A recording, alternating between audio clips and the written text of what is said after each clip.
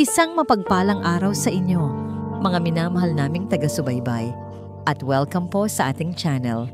Sabi nila, ang pinakamahuhusay na manggagamot ay hindi laging matatagpuan sa loob ng mamahaling ospital. Minsan, sila'y nagkukubli sa mga lugar na hindi natin inaasahan, naghihintay lang ng tamang pagkakataon upang ibahagi ang kanilang pambihirang kaloob. Ngunit paano kung ang kaloob na ito ay nababalot ng isang madilim na nakaraan? At paano kung ang tanging paraan para mailigtas ang isang buhay ay ang magtiwala sa isang taong itinakwil na ng lahat? Samahan ninyo kami sa unang kabanata ng kwentong pinamagatang Ang Huling Pag-asa sa Isang Karinderya. POV, Kidlat Montesilang. I'm sorry, Mr. Montesilang. Ginawa na po namin ang lahat. Ang mga salitang yon, pamilyar, malamig, at walang kabuhay-buhay. Pang-ilan na nga bang doktor ang nagsabi niyan sa kanya? Pang-5? Pang-6? Nawalan na siya ng bilang. Para kay Kidlat Montesilang, isang taong sanay na nakukuha ang lahat nang gusto niya sa isang pitik lang ng daliri. Ang mga salitang yon ay parang lason na unti-unting pumapatay sa kanyang kaluluwa. Natahimik ang buong mundo niya. Ang marangyang opisina ng doktor, ang mga diploma na nakasabit sa pader, ang mamahaling ballpen na pinapaikot-ikot sa daliri ng kausap. Lahat ay naglaho. Tanging ang tunog lang ng pagtibok ng sarili niyang puso ang kanyang naririnig. Isang mabagal, mabigat, at pagod na pagtibok. There are experimental treatments abroad, patuloy ng doktor. Ngunit ang boses nito'y isa na lamang ugong sa kanyang pandinig. Hindi na siya sumagot. Dahan-dahan siyang tumayo. Ang bigat ng buong mundo ay tila pasan-pasan niya sa kanyang mga balikat. Hindi man lang niya tiningnan ang doktor. Wala nang saysay. Lahat sila ay pare-pareho lang. Sa paglabas niya ng ospital, isang malakas na buhos ng ulan ang sumalubong sa kanya. Tila nakikidalamhati ang langit sa nararamdaman niya. Bawat patak ng ulan na tumatama sa kanyang balat ay parang maliliit na karayom. Nagpapaalala sa kanya ng sarili niyang pagkukulang. Pumasok siya sa kanyang sasakyan.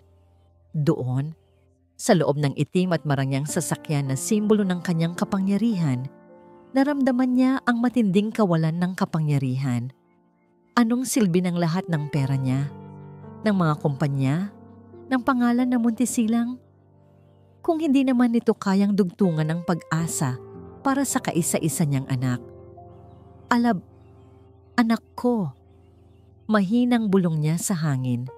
Napasampal niya ang manibela. Isang malutong na tunog ng galit at frustrasyon ang umalingaw-ngaw sa loob ng sasakyan. Ipinatakbo niya ang kotse ng walang patutunguhan. Ang mga ilaw ng syudad ay nagmistulang mga mantsa ng kulay sa basang salamin, kasabay ng paglabo ng kanyang mga mata dahil sa mga luhang nagbabadyang tumulo. Ang mga wiper ay walang kapagurang gumagalaw. Pilit na nililinis ang salamin, tulad niya na pilit na naghahanap ng liwanag sa gitna ng kadiliman. Isang biglaang pagpreno ng sasakyan sa kanyang harapan ang pumukaw sa kanya pabalik sa realidad. Napakabig siya ng manibela at muntik nang sumalpok sa isang poste. Humahingal. Isinandal niya ang ulo sa manibela. Hindi na pwede ito. Kailangan niyang huminahon. Sa gilid ng kalsada, may isang maliit na ilaw na kumukurap-kurap mula sa isang karinderya. Kanlungan sa kanto ang nakasulat sa lumang signboard nito. Isang kanlungan. Iyon marahil ang kailangan niya ngayon. Ipinark niya ang sasakyan. Sa tabi niya, sa passenger seat, nakaupo ang kanyang 8 taong gulang na anak, si Alab. Payapang natutulog sa kanyang espesyal na upuan. Ang mga binti ay walang buhay, manipis at maputla. Ang mukha nitong parang anghel, ang tanging nagbibigay lakas kay Kidlat para magpatuloy. Dahan-dahan niyang binuhat si Alab, kasama ang maliit na wheelchair nito. Pagtapak niya sa loob ng karinderya, amoy ng mainit na sabaw at bagong saing na kanin ang sumalubong sa kanya. Simple lang ang lugar, malayo sa mga restaurant na karaniwan niyang pinupuntahan, pero may kakaibang init at pakiramdam ng kapayapaan. Umupo siya sa isang mesa sa sulok. Pinunasan niya ang buhok ng natutulog na anak. "Miss, isang arroz caldo," sabi niya sa waitress na lumapit. Hindi man lang ito tinatapunan ng tingin. "Sige po, sir." Habang naghihintay, biglang may narinig siyang kalabog. Isang baso ng tubig ang natapon sa kanyang mamahaling coat. "Ay nako po, pasensya na po kayo, sir. Hindi ko po sinasadya." Isang babaeng waitress, marahil na sa mga 30 anyos, ang dali-daling kumuha ng basahan at pinunasan ang kanyang damit. Tumaas ang kilay ni Kidlat, handa nang magalit. Ngunit natigilan siya nang mapatingin sa babae. May kung anong lungkot sa mga mata nito, isang pamilyar na kalungkutan. "Okay lang," malamig niyang sagot. "Pasensya na po talaga," sabi ulit ng babae. At doon, napadako ang tingin nito kay Alab. Tumigil ito sa pagpupunas. Ang mga mata nito ay nanatili kay Alab, tila may sinusuring hindi nakikita ng iba. Nanliit ang mga mata nito at sa isang tinig na halos pabulong na, para bang isang lihim na hindi nito napigilang bigkasin, sinabi nito, "Patawad po. Napansin ko lang po." Tumingin si Kidlat sa kanya, naghihintay. Hindi po yata sa mga binti ang tunay na problema. Patuloy ng babae, ang mga mata ay hindi maalis kay Alab, kundi sa koneksyon mula sa kanyang gulugod. Parang kidlat na tumama sa pandinig ni Kidlat ang mga salitang iyon. Lahat ng espesyalista, lahat ng MRI, lahat ng test, lahat sila ay nakatutok sa atay buto at kalamnan ng mga binti ni Alab. Walang sino man ang nagsabi niyon sa kanya sa ganoong kaprangka at tiyak na paraan. Sino ang babaeng ito? "Anong alam mo?" tanong ni Kidlat. Ang boses ay matigas at puno ng awtoridad. Biglang nagbago ang itsura ng babae. Ang kaninang mapanuring tingin ay napalitan ng takot. Nabitawan nito ang basahan. Umiling-iling ito, tila nagising mula sa isang panaginip. Wala po. Pasensya na po kayo. Nagkakamali lang po ako ng tingin," sabi nito. Nanginginig ang boses. Nagmamadali itong tumalikod para bumalik sa kusina. Ngunit hindi na siya papakawalan ni Kidlat. Sa puntong ito, sa gitna ng kanyang kawalan ng pag-asa, kakapitan niya kahit ang pinakamaliit na sinulid ng pag-asa. Kahit pa ito ay nagmula sa isang ordinaryong waitress sa isang karinderya sa kanto. Tumayo siya. Ang kanyang taas at tindig ay tila kinain ang liit ng lugar. Ang boses niya ay mahinahon, ngunit may bigat na kayang magpatigil ng sinuman. Sandali. Huminto ang babae. Nakatalikod pa rin. Kumuha si Kidlat ng isang tseke mula sa kanyang wallet at isang ballpen. Iniwan niya itong blangko sa ibabaw ng mesa. "Hindi ko kailangang malaman kung sino ka," mariin niyang sabi. "Sapat lang para marinig nilang dalawa. Pumunta ka sa bahay ko at patunayan mo ang sinabi mo." Pinilapag niya ang isang calling card sa tabi ng tseke. Ang mga mata niya ay nag-aapoy sa gitna ng desperasyon. "Babayaran kita, kahit magkano." POV, hinahon, hinagadang kinabukasan. Ang ulan ay napalitan ng isang mahinang ambon. Ngunit sa loob ng dibdib ni Hina, ang bagyo ay hindi pa rin tumitila. Magdamag siyang hindi nakatulog. Ang blangkong tseke at ang calling card na may gintong tatak na Kilat Montesilang, CEO, Montesilang Group of Companies, ay nakapatong sa kanyang maliit na mesa. Para itong isang paanyaya at isang babala. Isang pinto patungo sa isang buhay na matagal na niyang tinalikuran at isang paalala ng sakit na dulot ng nakaraang iyon. "Huwag, Hina. Huwag mo nang pasukin ulit yan," bulong niya sa sarili habang nagtitimpla ng kape. Ang pamilyar na amoy nito ay ang tanging nagpapakalma sa kanya tuwing umaga. 5 taon. 5 taon na siyang nagtatago sa ilalim ng pangalang Hina, ang simpleng waitress sa kanlungan sa kanto. 5 taon niyang ibinao ng kanyang tunay na pagkatao, ang kanyang mga pinag-aralan, ang kanyang mga pangarap. Ang kanlungan ang naging perpektong lugar para sa kanya. Walang nakakakilala, walang nagtatanong. Dito, isa lang siyang anino. Pero kagabi, nakita niya ang batang iyon, si Alab. Sa isang sulyap lang, nakita niya ang lahat. Ang bahagyang kurba sa gulugod na hindi mapapansin ng ordinaryong mata. Ang paraan ng pagkakaupo ng bata sa wheelchair na nagsasabing may misalignment. Hindi niya napigilan ang sarili. Ang dating Dr. Hinahon Gadang ay biglang lumabas mula sa kanyang pinagtataguan. At ngayon, pinagsisisihan niya ito. Ngunit sa tuwing ipipikit niya ang kanyang mga mata, ang mukha ng bata ang nakikita niya. Isang mukhang puno ng potensyal pero nakakulong sa isang katawang hindi sumusunod. At ang mga mata ng ama nito, isang desperadong ama na handang kumapit kahit sa patalim. Diyos ko, ano pong gagawin ko? Tiningnan niya ang kanyang refleksyon sa salamin. Ang dating kumpiyansa ay napalitan ng pag-aalinlangan. Ang dating ningning sa mata ay napalitan ng pagod. Ngunit sa ilalim ng lahat ng iyon, may isang bagay na hindi nawala. Ang puso ng isang manggagamot. Isang malalim na buntong hininga ang pinakawalan niya. Kinuha niya ang kanyang luma at punit-punit na bag. Maingat niyang inilagay sa loob ang calling card at ang tseke. Hindi para sa pera, kundi para sa bata.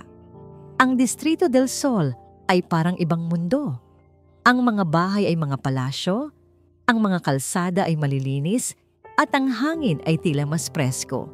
Huminto ang sinakyan niyang taxi sa harap ng isang dambuhalang gate na bakal. Nang sabihin niya ang kanyang pangalan sa intercom, bumukas ito na parang isang bibig na bakal na handa siyang lamunin. Ang mansyon ay mas malaki at mas marangya pa sa kanyang inaasahan. Malamig, malawak, bawat sulok ay sumisigaw ng yaman, ngunit wala itong init ng isang tahanan. Sumalubong sa kanya si Kidlat Montesilang. Mas nakakatakot ang tindig nito sa ilalim ng liwanag ng araw. Ang mga mata nito ay matalas, tila binabasa ang bawat kilos, at iniisip niya, "Sumunod ka sa akin." Iyon lang ang sinabi nito, at naglakad ito paakyat sa isang malawak na hagdanan. Dinala siya nito sa isang silid na mas malaki pa sa buong apartment niya. Isang therapy room, kumpleto sa mga makabagong kagamitan na hindi pa niya nakikita kahit sa mga pinakamalaking ospital. Nakaupo sa gitna si Alab, nakatingin sa bintana, malungkot. Ito ang mga patakaran ko.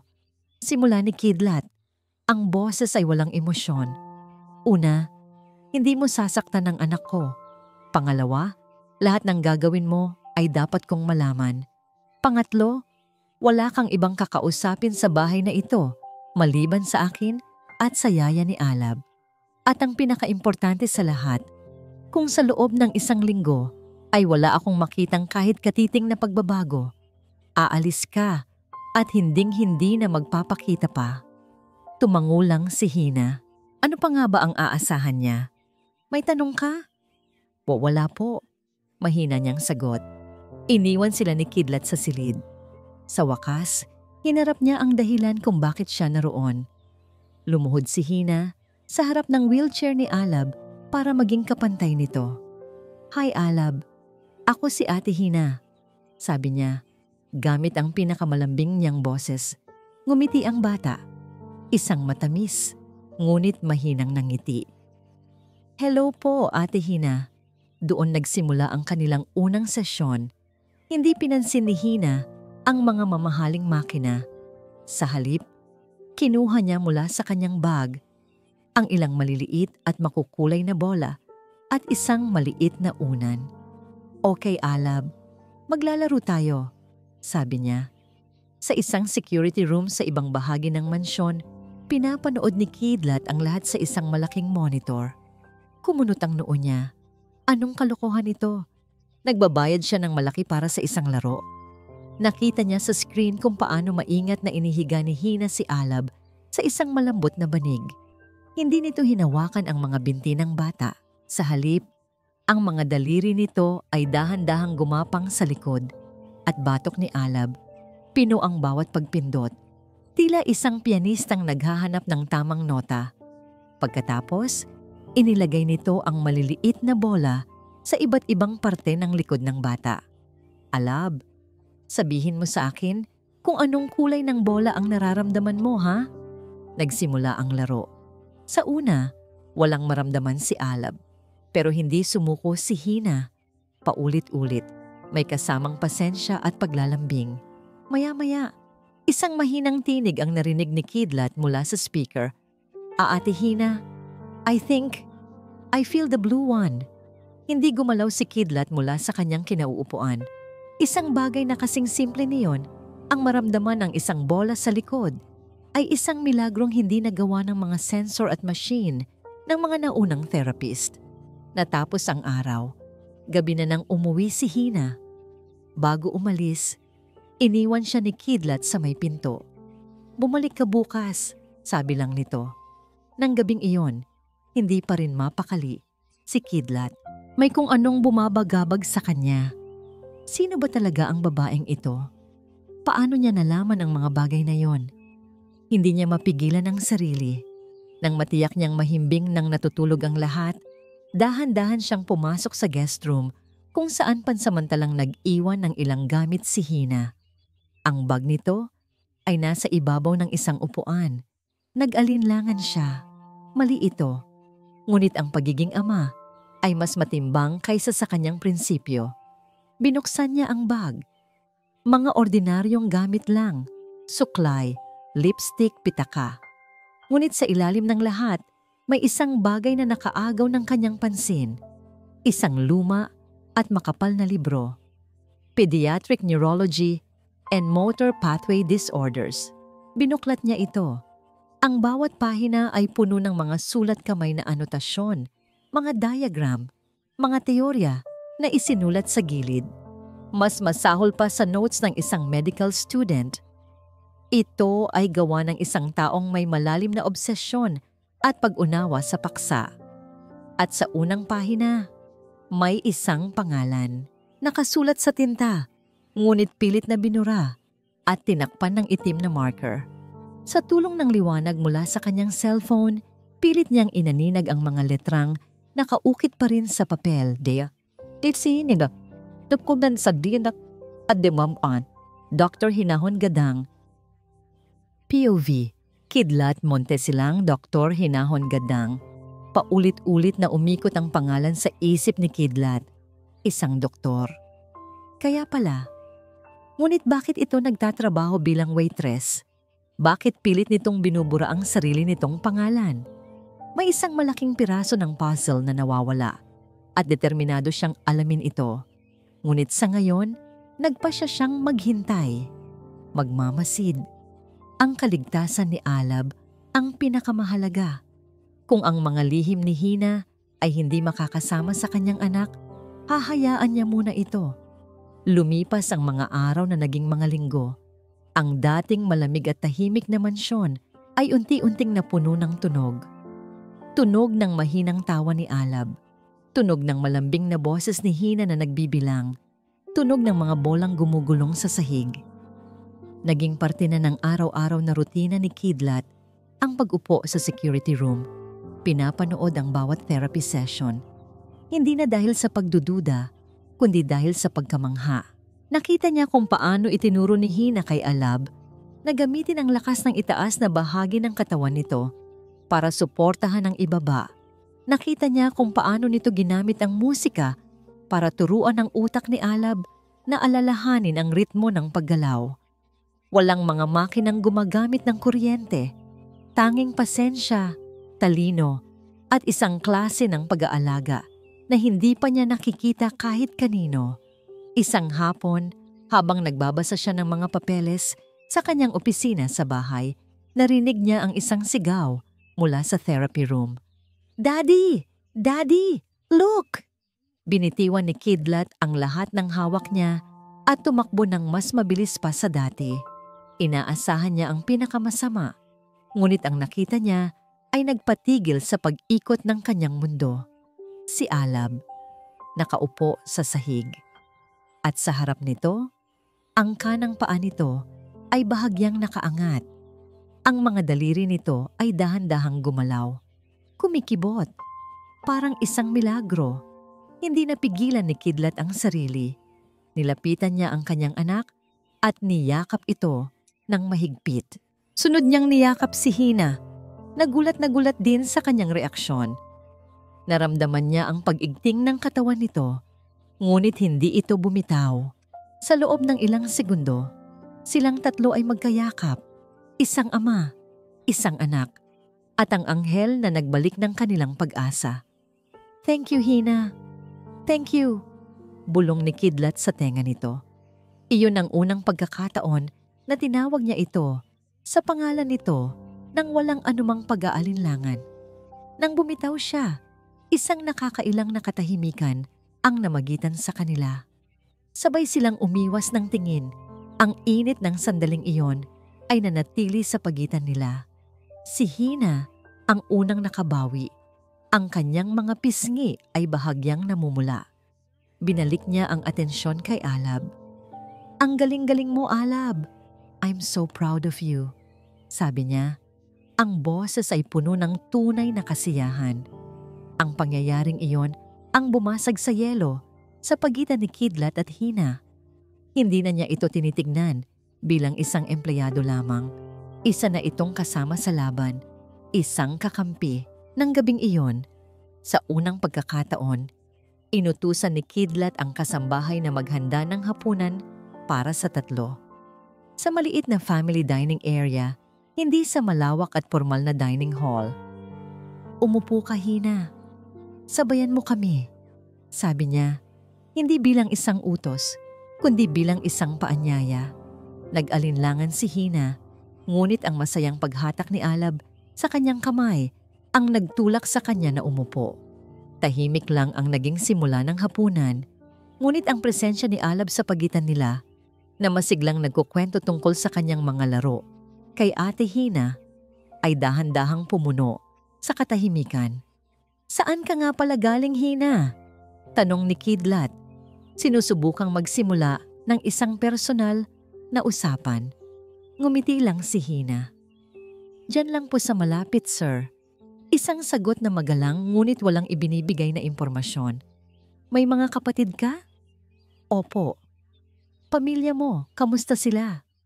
"Mabuti naman po sila," sabi ni Hina, at mabilis na ibinaling ang usapan. "Alab, gusto mo pa ng sabaw? Ang sarap nito, pampalakas." Napansin ni Kidlat ang pattern. Sa tuwing sinusubukan niyang alamin ang tungkol sa buhay nito, magalang itong umiiwas at ibinabalik ang atensyon kay Alab. Hindi siya nagalit.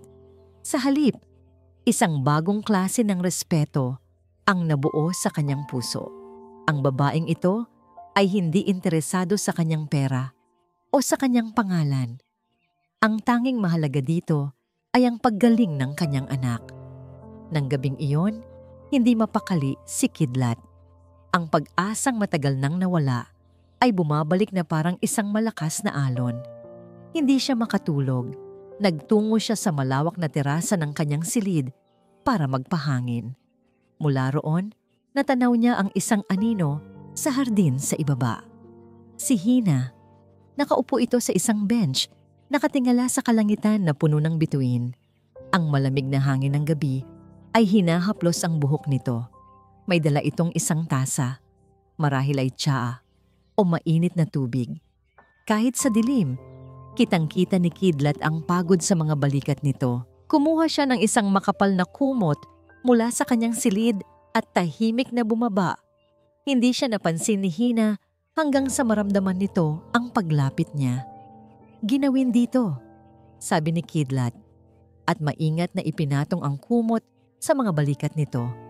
Nagulat si Hina. "Salamat po, sir." Hindi umalis si Kidlat. Umupo siya sa kabilang dulo ng bench, nag-iiwan ng sapat na espasyo sa pagitan nila. "Huwag mo na akong tawaging sir," Kapag tayong dalawa lang, sabi niya. Kidlat na lang. Tumangulang si Hina. Ang mga daliri ay mahigpit na nakahawak sa mainit na tasa. Hindi ako makapaniwala sa nangyari kanina. Pag-amin ni Kidlat, ang boses ay mas mahina na ngayon. Mas personal. Sa loob ng 2 taon, ngayon lang ulit ako. Umasa. Tumingin sa kanya si Hina. Sa ilalim ng liwanag ng buwan, nakita ni Kidlat ang lalim ng kanyang mga mata. Mga matang tila nakakita na ng napakaraming sakit, ngunit may ningning pa rin ng kabutihan. May pag-asa po palagi. Mahinang sagot ni Hina. Kailangan lang po nating itong hanapin sa mga tamang lugar. Nagpatuloy ang kanilang pag-uusap tungkol sa mga bituin, tungkol sa paboritong pagkain ni Alab, mga simpleng bagay. Ngunit sa ilalim ng mga simpleng usapang yon, isang koneksyon ang nabubuo. Isang pag-unawa na hindi na nangangailangan ng maraming salita.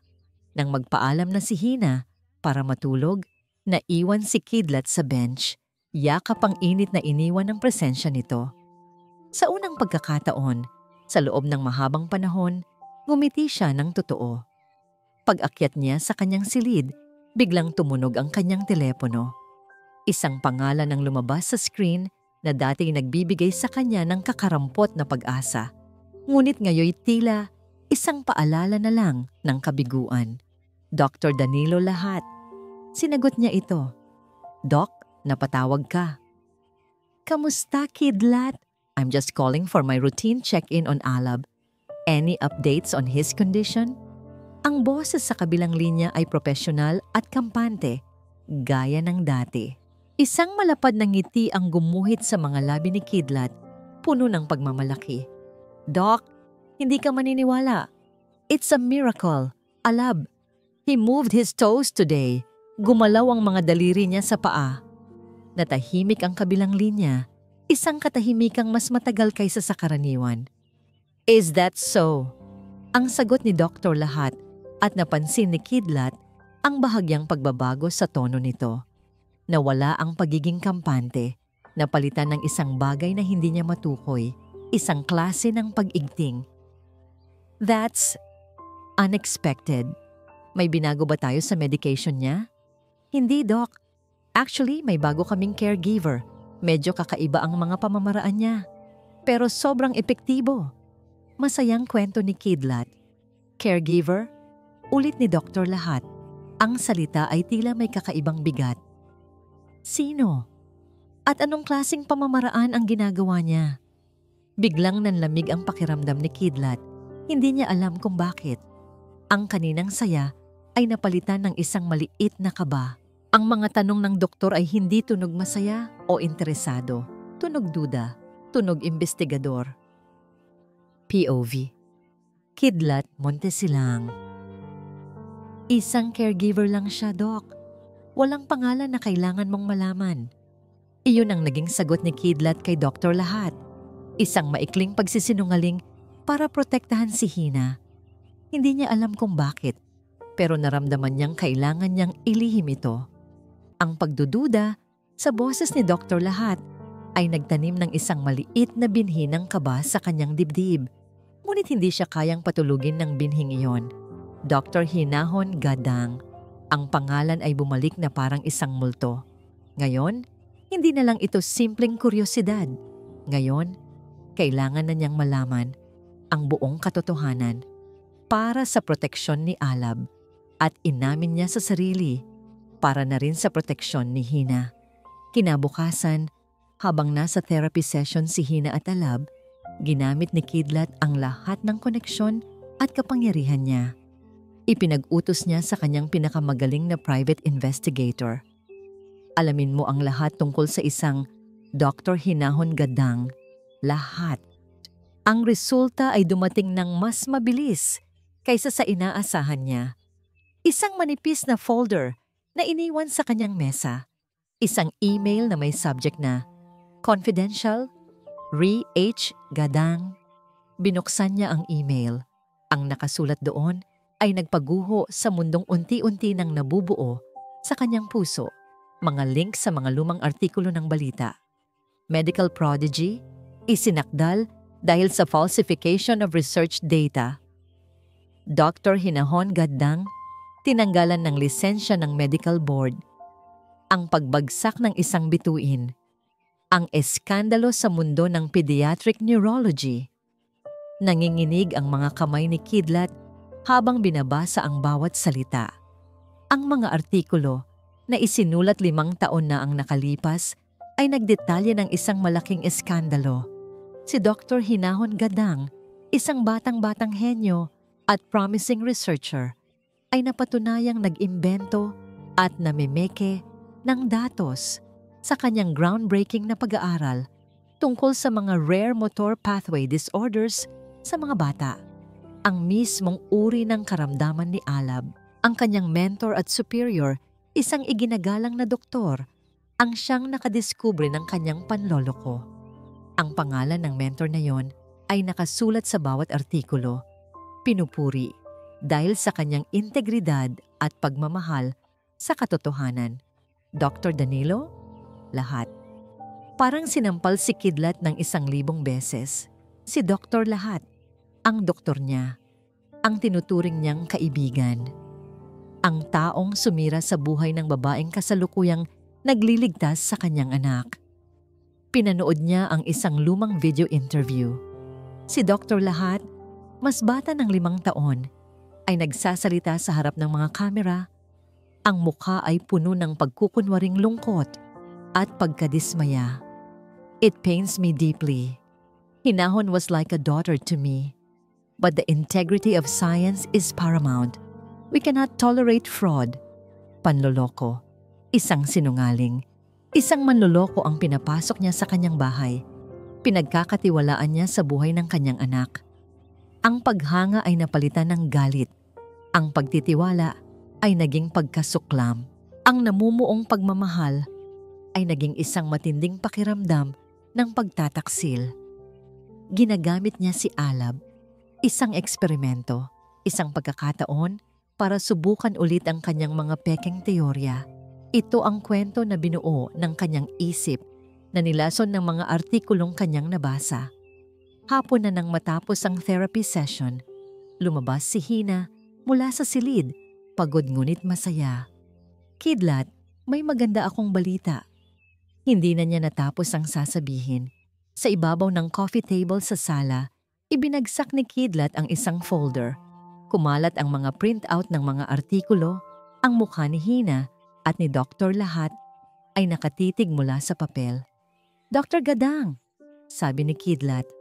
Ang boses niya ay malamig, matigas, at puno ng di maipaliwanag na sakit. Care to explain this? Natigilan si Hina. Ang ngiti sa kanyang mga labi ay unti-unting naglaho. Nakita niya ang kanyang litrato, ang mga headline. Ang dugo sa kanyang mukha ay tila hinigop lahat at siya'y namutla na parang papel. Ang mga mata niya ay nanlaki sa gulat at takot. Ang pinakamasama niyang bangungot ay nagkatotoo. Saan mo? Paano mo? Hindi niya matuloy ang sasabihin. Hindi iyan ang tanong. Sigaw ni Kidlat. Ang kanyang kontrol ay tuluyan nang nawala. Ang sakit ng pagiging desperado sa loob ng 2 taon. Ang biglaang pag-asa. At ngayon, ang matinding pagkadismaya. Lahat ay sumabog. 5 taon, Hina. 5 taon kang nagtago. At ngayon, ang anak ko pa ang napili mong pag-eksperimentuhan para sa mga kasinungalingan mo. Hindi totoo yan. Umiiling na sabi ni Hina. Ang mga luha ay nagsimulang mamuo sa kanyang mga mata. Frame up ang lahat ng yan. Frame up? Humalakhak si Kidlat. Isang halakhak na walang saya. Lahat ng ebidensya, ang desisyon ng medical board, ang testimonya ng sarili mong mentor, lahat yan kasinungalingan? At ikaw lang ang nagsasabi ng totoo? Isang waitress na nagtatago sa isang karinderya? Bawat salita niya ay parang punyal na tumatarak sa puso ni Hina. Ang pinakamasakit ay hindi ang akusasyon, kundi ang makita ang kawalan ng tiwala sa mga mata ng lalaking unti-unti na niyang pinahahalagahan. Kidlat, Maniwala ka sa akin. Pagmamakaawa niya, ang boses ay basag na. Ngunit ang isip ni Kidlat ay sarado na. Ang nakikita lang niya ay ang panganib sa kanyang anak. Ang imahe ng isang manlolokong nagpapanggap na anghel. Hindi ko alam kung ano ang plano mo. Kung pera ba ang habol mo o gusto mo lang patunayan ang sarili mo. Pero tapos na ang laro mo. Sabi niya, ang boses ay bumaba sa isang mapanganib na bulong. Tinuro niya ang pinto. Umalis ka sa bahay ko. Natigilan si Hina. Pero si Alab, wag na wag mong babanggitin ang pangalan ng anak ko. Anggel niya. Sinungaling ka. Isang fraud. Hindi mo na siya lalapitan pa. Tumingin si Hina sa kanya. Ang mga luha ay malayang dumadaloy na sa kanyang mga pisngi. Ang sakit sa kanyang mga mata ay sapat na para durugin ang kahit anong puso. Ngunit ang puso ni Kidlat ay nababalot na ng galit at takot. Hindi na nagsalita pa si Hina. Wala nang saysay. Paano niya ipaglalaban ang sarili laban sa isang katotohanang nakasulat na sa internet? Laban sa isang desisyon na matagal nang naibaba? Dahan-dahan siyang tumalikod. Bawat hakbang palayo sa mansyon ay parang 1,000 karayom na tumutusok sa kanyang talampakan. Iniwan niya roon hindi lang ang batang napamahal na sa kanya, kundi pati na rin ang kakarampot na pag-asa na baka, sa wakas, ay may isang taong maniniwala sa kanya. Get out of my house now! Ang huling sigaw ni Kidlat ang humabol sa kanya hanggang sa makalabas siya ng gate. At doon, sa ilalim ng papalubog na araw, gumuho ang mundo ni Hinahon Gadang sa pangalawang pagkakataon. Ang pagbalik sa maliit at masikip na apartment ay parang pagpasok sa isang kabaong. Ang 4 na sulok nito ay tila lumiliit, ninanakaw ang hangin mula sa kanyang mga baga. Ibinagsak niya ang sarili sa kama. Ang katawan ay pagod na pagod. Ngunit ang isip ay walang tigil sa pagtakbo. Ang bawat masasakit na salita ni Kidlat ay umuulit-ulit sa kanyang pandinig na parang sirang plaka. Sinungaling ka. Isang fraud. Niyakap niya ang kanyang mga tuhod at doon, sa dilim ng kanyang silid, humagulhol siya ng walang tunog. Hindi ito iyak ng pagkaawa sa sarili. Ito ay iyak ng isang taong muling nawalan. Nawalan ng pagkakataon na patunayan ang sarili. Nawalan ng isang batang naging liwanag niya sa loob ng ilang linggo. At nawalan ng tiwala mula sa isang taong hindi niya inaasahang magiging mahalaga. Kinabukasan, bumalik siya sa kanlungan sa kanto. Ang pamilyar na amoy ng nilaga at pritong isda ay hindi na nagbigay ng kapanatagan. Naging mekanikal ang kanyang bawat galaw, pagkuha ng order, paghahain ng pagkain, pagpupunas ng mesa. Ngumiti siya sa mga customer, ngunit ang ngiti ay hindi umabot sa kanyang mga mata. Muli siyang naging si Hina, ang anino sa sulok. Ang Dr. Gadang ay muli niyang ibinaon, mas malalim pa kaysa dati. Hija, ayos ka lang ba? Tanong ni Aling Nena, ang may-ari ng karinderya. Parang namumutla ka. Pagod lang po, Nay. Pilit ang nangiting sagot niya. Ngunit ang bawat tunog ng pagbukas ng pinto ng karinderya ay nagpapatindig ng kanyang balahibo. Lihim siyang umaasa na si Kidlat iyon. Napapasok ito, hihingi ng tawad, at sasabihing naniniwala na ito sa kanya. Ngunit ang bawat pag-asa ay namamatay sa bawat bagong customer na pumapasok. POV, Kidlat Montesilang. Sa mansyon ng mga Montesilang, isang ibang klaseng kadiliman ang bumalot. Ang katahimikan ay bumalik, ngunit ngayon, ito ay mas mabigat, mas nakakabingi. Ang dating sigla ni Alab ay naglaho na parang isang bula. Ayoko niyan, sabi ng bata. Tinutulak ang pagkaing inihain ng yaya. Ayoko pong mag-therapy, sabi nito sa bagong therapist na kinuha ni Kidlat, isang matandang lalaki na may napakaraming sertipikasyon. Where's Ate Hina? Tanong nito gabi-gabi. Ang mga mata ay puno ng paghahanap. At gabi-gabi, nagsisinungaling si Kidlat. May inasikaso lang siya, anak. Babalik din siya. Ngunit alam niyang hindi na ito babalik. At ang bawat pagsisinungaling ay dumadagdag sa bigat na kanyang nararamdaman.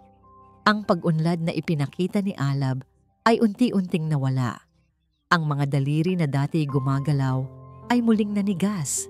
Ang interes nito sa mga bagay-bagay ay napalitan ng pananamlay. Para itong isang halaman na nagsisimula ng mamukadkad ngunit biglang tinanggalan ng araw. "Sir, parang mas lumalala po si Alab," sabi ng yaya, hindi maitago ang pag-aalala. "I know," sigaw ni Kidlat. Ang kanyang pasensya ay ubos na. Nakita niya ang takot sa mata ng yaya at agad itong pinagsisihan. "I'm sorry, just do your best." Pumasok siya sa silid ni Alab. Nakita niya itong nakatingin sa labas ng bintana. Sa tabi nito ay ang mga makukulay na bola na laging gamit ni Hina. "Anak, Daddy, galit ka po ba kay Ate Hina?" Tanong ng bata. Hindi lumilingon. Natigilan si Kidlat. "Bakit mo naman natanong yan?" "Kasi po hindi na siya bumabalik. Baka po dahil sa akin? Baka po hindi ko ginawa ng maayos yung exercises?" Ang boses ng bata ay nanginginig. Parang isang kutsilyo ang tumusok sa puso ni Kidlat. Ang galit niya kay Hina ay nagdudulot ng sakit sa sarili niyang anak. Gabi-gabi, binubuksan niya ang kanyang laptop at tinititigan ang mga artikulo. Sinungaling.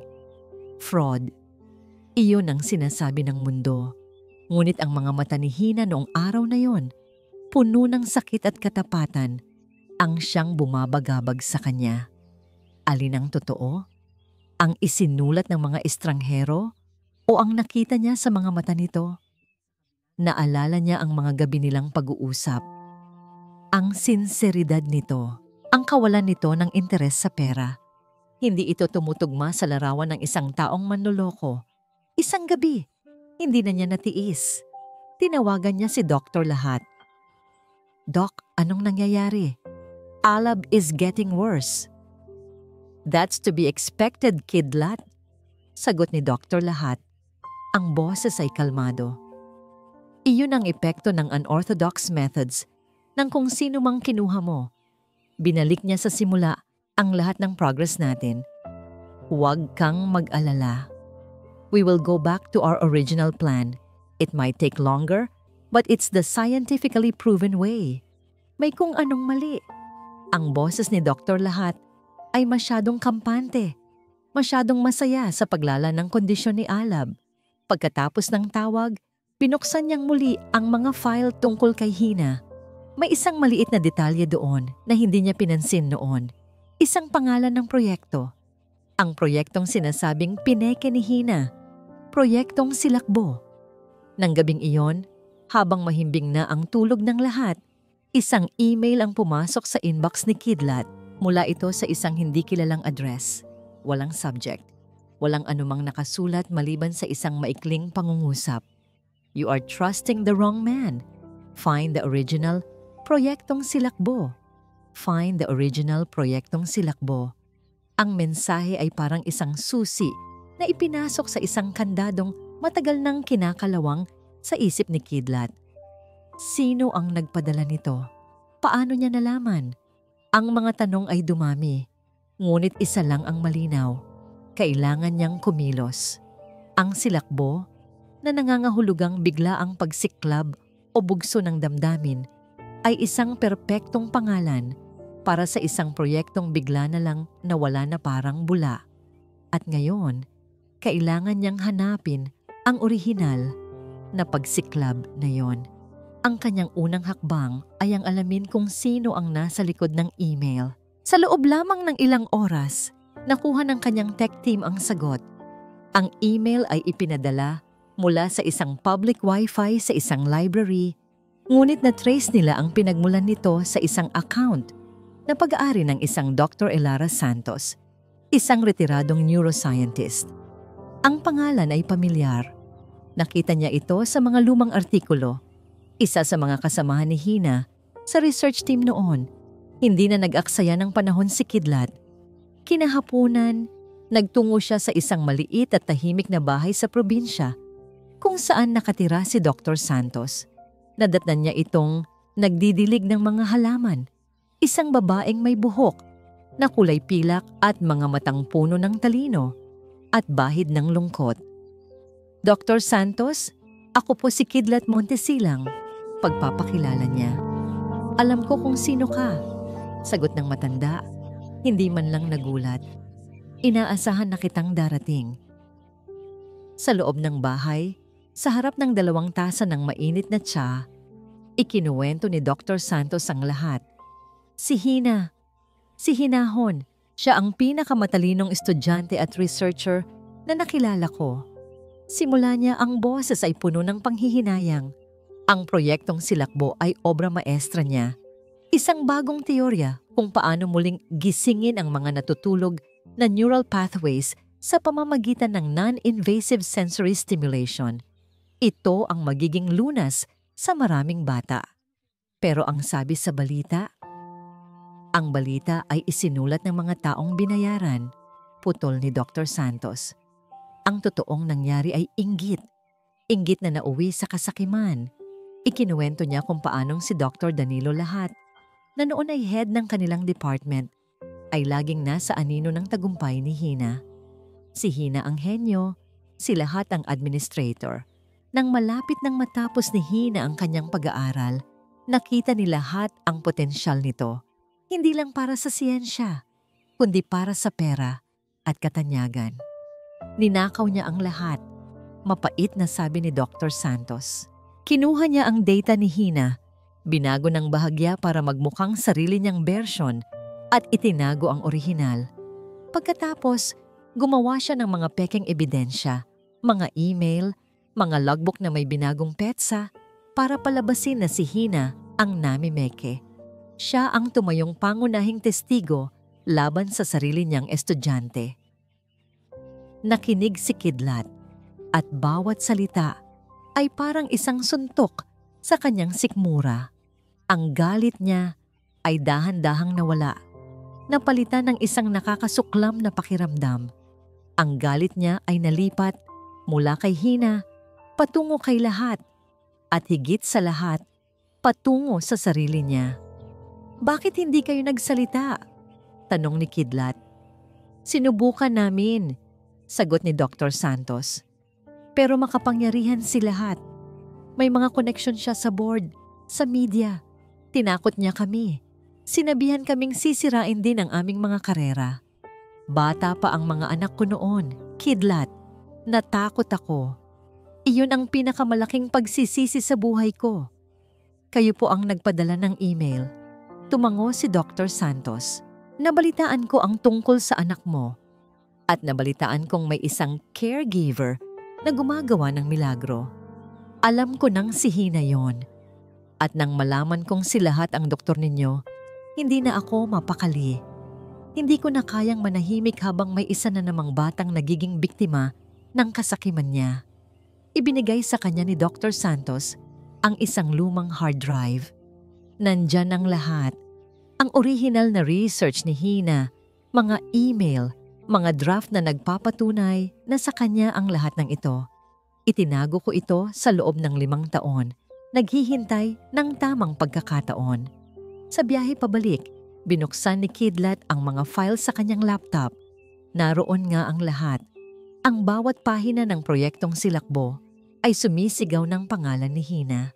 Nakita niya ang kanyang mga teorya tungkol sa sensory stimulation, ang paggamit ng mga bola, ng musika, ng banayad na pagpindot. Eksakto sa mga ginagawa ni Hina kay Alab at ang pinakagimbal-gimbal sa lahat.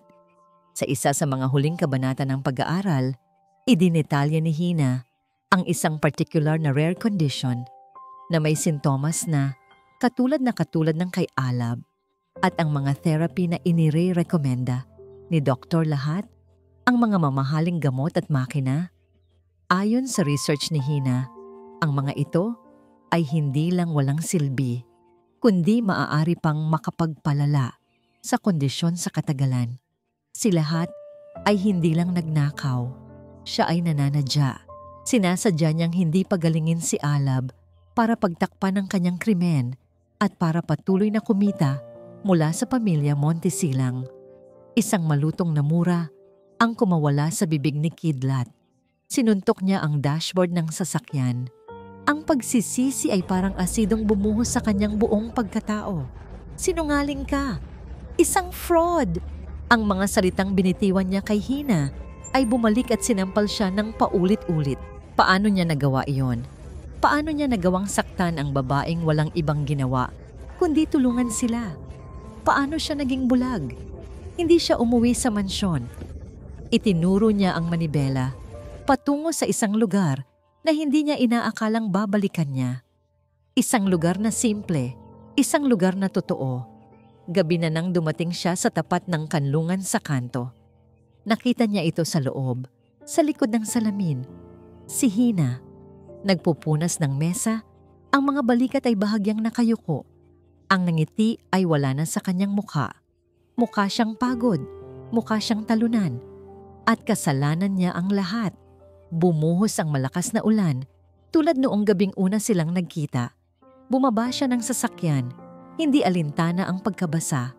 Tumayo siya sa kabilang kalsada, sa gitna ng ulan, nakatingin sa kanya sa loob ng karinderya. Nag-angat ng tingin si Hina. Ang kanilang mga mata ay muling nagtagpo sa pamamagitan ng salamin na puno ng mga patak ng ulan. Nakita ni Hina ang isang lalaking basang-basa. Hindi dahil sa ulan, kundi dahil sa isang emosyong hindi niya mabasa. Nakita ni Kidlat sa mga mata nito ang gulat, ang sakit at ang pag-iingat. At sa mga mata ni Kidlat, iisa lang ang nakasulat. Isang salitang mas malakas pa sa buhos ng ulan at mas malinaw pa sa Kidlat na gumuhit sa kalangitan. Patawad. Tumawid si Kidlat sa kalsada. Ang bawat hakbang ay mabigat dala ng pagsisisi. Itinulak niya ang pinto ng karinderya. Ang tunog ng maliit na kampana sa itaas nito ay tila isang hudyat. Tumigil ang lahat ng nasa loob. Napatingin sa kanya ang ilang customer, kay Aling Nena, at higit sa lahat, kay Hina. Nakatayo lang si Hina, hawak pa rin ang basahan, tila isang estatwang hindi makagalaw. Hina, sabi ni Kidlat, ang boses ay basag, puno ng emosyon. Kailangan nating mag-usap. Hindi sumagot si Hina, ngunit nakita ni Aling Nena ang lahat sa mga mata ng dalawa. Hija, sige na. Ako na ang bahala dito, sabi ng matanda. Dinala ni Kidlat si Hina sa labas, sa ilalim ng kanlungan ng bubong ng karinderya, habang ang ulan ay unti-unti nang tumitila. Alam ko na ang lahat, simula ni Kidlat, hindi na magpaligoy-ligoy pa. Tungkol kay Doktor lahat, tungkol sa proyektong silakbo, tungkol sa pagnanakaw niya, sa paninira niya sa'yo. Isang munting kislap ng gulat ang dumaan sa mga mata ni Hina, ngunit agad din itong napalitan ng pamilyar na pader ng pag-iingat. 5 taon siyang nasaktan. Hindi na siya basta-basta maniniwala. Hina, patawarin mo ako, sabi ni Kidlat. Ang kanyang boses ay puno ng pait. Ang mga sinabi ko, ang ginawa ko, ako ang pinakagago, pinakatangang tao sa mundo. Nabulag ako ng takot. Nabulag ako sa mga kasinungalingan na nakasulat sa papel at hindi ako naniwala sa katotohanang nakita ko mismo sa mga mata mo. Patawarin mo ako. Ang sinseridad sa boses ni Kidlat ay hindi maikakaila. Ngunit ang sugat ni Hina ay napakalalim. Para saan pa, Kidlat? Mahinang sagot niya. Ang tingin ay nasa malayo. Tapos na ang lahat. Natalo na ako 5 taon na ang nakakaraan. Hindi, mariing sabi ni Kidlat at marahan niyang hinawakan ang braso nito para mapaharap sa kanya. Hindi pa tapos ang laban. Lalaban tayo. Babawiin natin ang lahat ng ninakaw niya sa'yo. Umiling si Hina. Isang mapait na ngiti ang gumuhit sa kanyang mga labi. Paano? Isa siyang iginagalang na doktor. At ako? Isa lang akong waitress na may record ng panloloko. May ebidensya ako, sabi ni Kidlat. Inilabas niya ang hard drive. Nasa akin ang orihinal na research mo, ang lahat ng patunay. Nag-angat ng tingin si Hina. Ang pag-asa ay muling sumisilip sa kanyang mga mata, ngunit agad ding naglaho. Kahit pa makapangyarihan siyang tao. Dito na hinawakan ni Kidlat ang dalawang kamay ni Hina. Tinitigan niya ito ng diretso sa mata, ang kanyang determinasyon ay nag-aalab. Maaring makapangyarihan siya, pero hindi siya kasing desperado ko. At higit sa lahat, Hina, kailangan ka ni Alab, kailangan kita. Ang huling dalawang salita ay binigkas niya ng mas mahina, mas personal. At iyon ang tuluyang bumasag sa pader na itinayo ni Hina sa paligid ng kanyang puso. Hindi dahil sa pangako ng paghihiganti, kundi dahil sa pangangailangan ng isang batang naghihintay. Sige, bulong niya. Lalaban ako. Ang sumunod na 2 araw ay parang isang ipo-ipo. Ang mansyon ng Montesilang ay naging kanilang war room. Sa tulong ng mga abogado ni Kidlat at ni Dr. Santos, pinag-aralan nilang muli ang bawat detalye ng proyektong Silakbo. Sa unang pagkakataon sa loob ng 5 taon, naramdaman muli ni Hina ang dating siya, ang confidence, ang talas ng isip. Habang ipinapaliwanag niya ang kanyang mga teorya kay Kidlat, nakita niya ang pagkamangha at paghanga sa mga mata nito. Isang bagay na hindi niya naramdaman kahit kanino. Kailangan natin siyang isalang sa isang lugar kung saan hindi niya matatakasan ang mga tanong, sabi ni Kidlat. Sa isang lugar kung saan ang reputasyon niya ang nakataya. Ang plano ay nabuo. Si Kidlat, bilang pinakamalaking benefactor ng Montesilang Medical Foundation, ay nagpatawag ng isang emergency board meeting. Ang agenda, isang presentasyon mula kay Dr. Danilo Lahat tungkol sa kanyang latest breakthroughs sa pediatric neurology. Isang pain para lumabas ito. Ang lahat ng miyembro ng board, kasama na ang piling media, ay inimbitahan. Dumating ang araw ng paghaharap. Ang conference hall ay puno ng mga makapangyarihang tao sa mundo ng medisina at negosyo. Nagsimula si Dr. Lahat sa kanyang presentasyon. Mayabang, kampante, ipinapakita ang mga slides na naglalaman ng mga datos at teoryang ninakaw niya mula kay Hina. Nanonood si Hina mula sa isang maliit na silid sa likod, kasama si Kidlat. Nanginginig ang kanyang mga kamay. Kaya mo yan, bulong ni Kidlat, at marahang pinisilang kamay niya. Nang matapos ang presentasyon, tumayo si Kidlat. Excellent presentation, Dr. Lahat. Very groundbreaking, sabi niya, may bahid ng sarkasmo. Ngunit may ilang mga katanungan ang foundation na kailangan nating linawin. At para doon, nais naming ipakilala ang isang consultant na may malalim na kaalaman sa paksang ito. Bumukas ang pinto sa likuran. Lahat ng mata ay napalingon doon at dahan-dahang lumakad si Hina patungo sa entablado. Ang kanyang suot ay isang simpleng bestida, ngunit ang kanyang tindig ay mataas. Ang kanyang muka ay kalmado. Ang takot na dati bumabalot sa kanya ay wala na. Nang makita siya ni Dr. Lahat, para itong nakakita ng multo, nanlaki ang kanyang mga mata at nawala ang kulay sa kanyang muka. Anong ginagawa mo dito? Nauutal niyang sabi. Hindi siya pinansin ni Hina. Humarap ito sa audience. Magandang hapon po. Ako po si Hinahon Gadang. Isang bulungan ang kumalat sa buong silid. Ang pangalan ay pamilyar sa marami. Nagsimula si Hina. Hindi niya inakusahan si Lahat. Sa halip nagsimula siyang magtanong.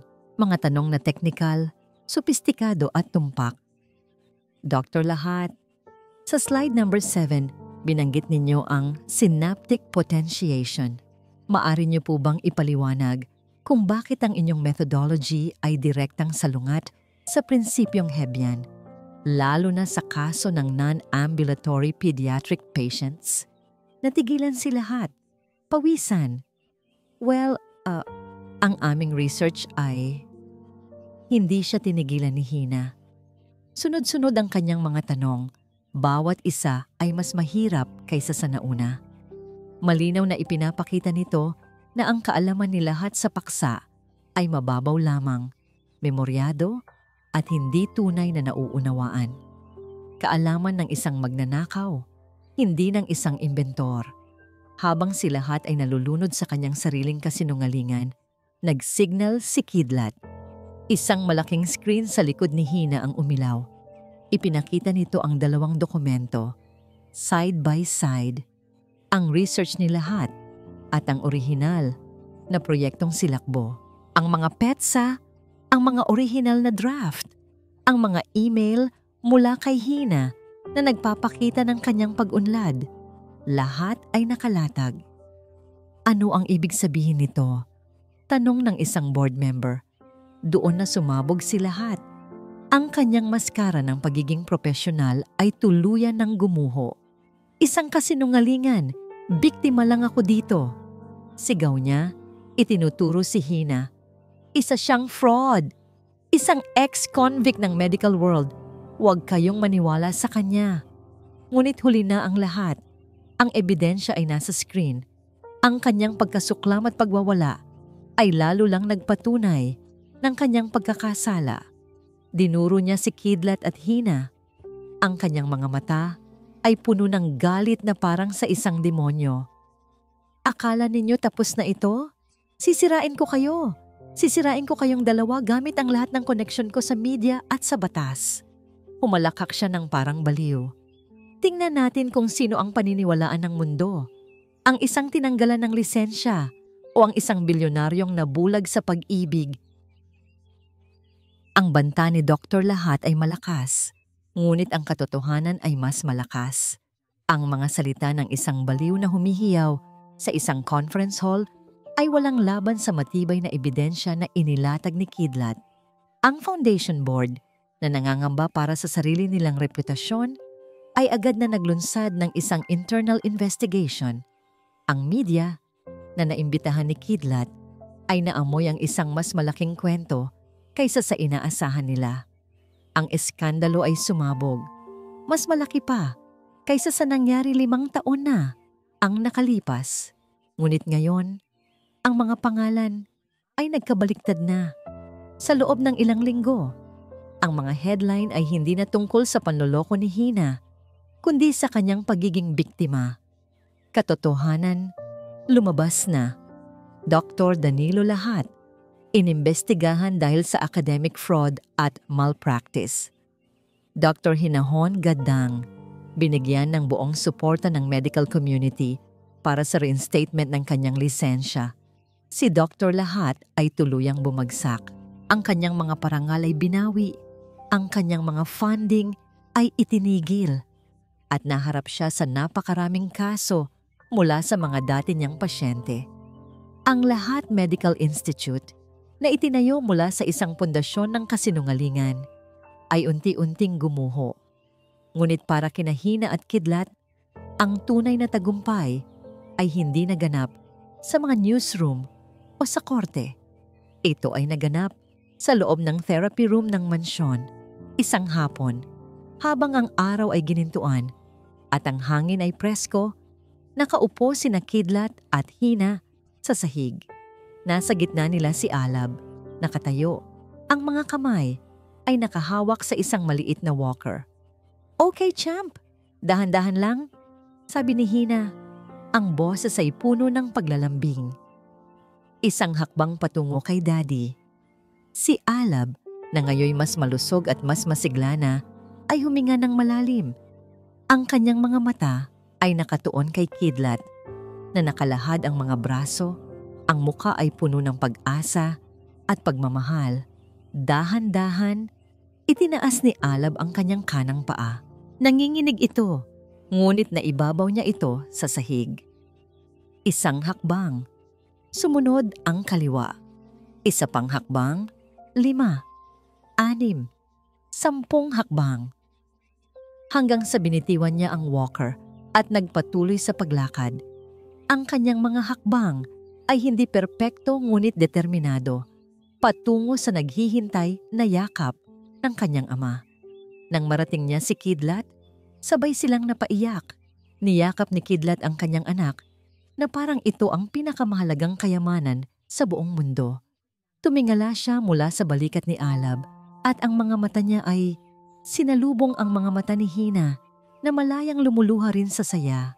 Sa sandaling iyon, ang lahat ng sakit, lahat ng hirap ay naglaho. Ito na ang tunay na lunas. Ito na ang kanilang bagong simula. Lumipas ang 6 na buwan. Ang isang malaking bulwagan ay puno ng mga tao, mga doktor, mga pasyente, mga pamilya, at mga miyembro ng media. Sa entablado ay may isang malaking banner, The Gadang Montesilang Foundation for Children, A New Beginning.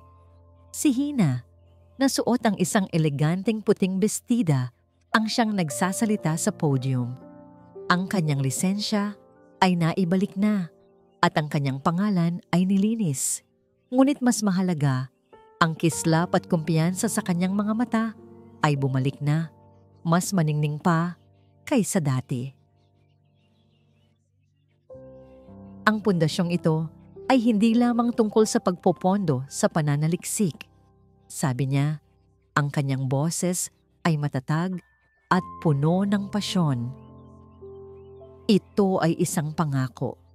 Isang pangako na ang bawat bata, gaano man kahirap o bihira ang kanilang kalagayan, ay may karapatan sa pag-asa. Pagkatapos ng kanyang talumpati, si Kidlat naman ang umakyat sa entablado. Hindi siya nagbigay ng isang business speech.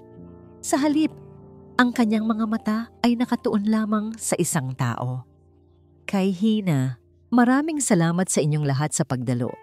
Simula niya, ngunit ngayong gabi, ang aking pinakamalaking pasasalamat ay para sa isang tao.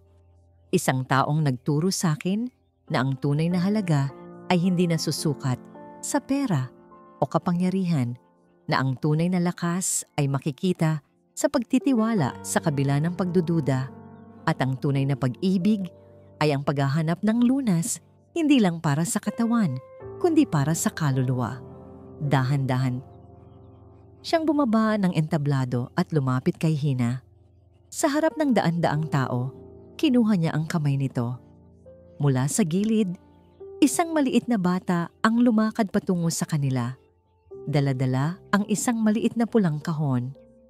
Si Alab, naglalakad ng walang tulong, ang nangiti ay abot tenga. Kinuha ni Kidlat ang kahon at sa harap ng nagbubulungang audience, lumuhod siya sa harap ni Hina. Dr. Hinahon Gadang, sabi niya, ang boses ay nanginginig sa emosyon. Ilang buwan na ang nakalipas, sa isang karinderya sa kanto. Inalok kita ng isang blankong tseke. Ngayon, inaalok ko sa iyo ang puso ko.